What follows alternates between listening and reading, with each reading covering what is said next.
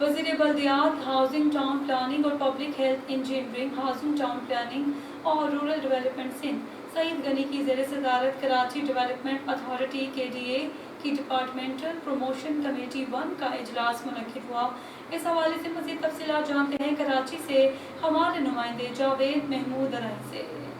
جی بالکل، وزیر بلدیات، housing, town planning و public health engineering, housing, town planning و رورل ڈیولپمنٹ سندھ سعید غنی کی زیر صدارت کراچی ڈیولپمنٹ اتھارٹی KDA کی ڈپارٹمنٹل پروموشن کمیٹی 1 کا اجلاس منعقد ہوا۔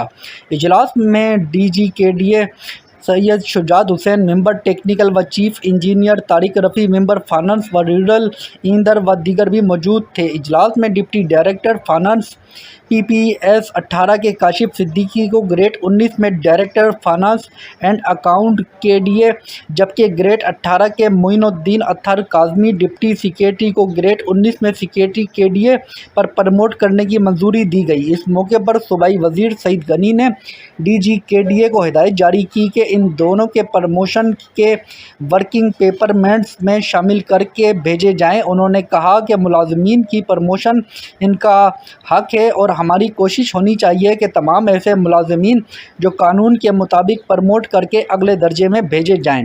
اس موقع پر DG KDA شجاعت حسین نے کہا کہ کسی بھی ادارے کے ملازمین اس ادارے کی ریڑھ کی ہڈی کی مانند ہوتے ہیں۔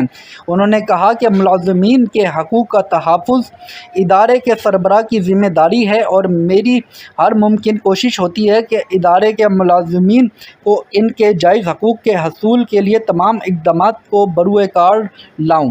بعد ازاں سعید غنی نے فوت کی کوٹے کے 14 ملازمین کے اہل خانہ میں بھرتی کے خطوط تقسیم کیے۔ اس موقع پر DG KDA Syed Shujaat Hussain, Tariq Rafi, KDA labour union کے سرپرست اعلیٰ محمد اشرف و دیگر بھی ان کے ہمراہ موجود تھے۔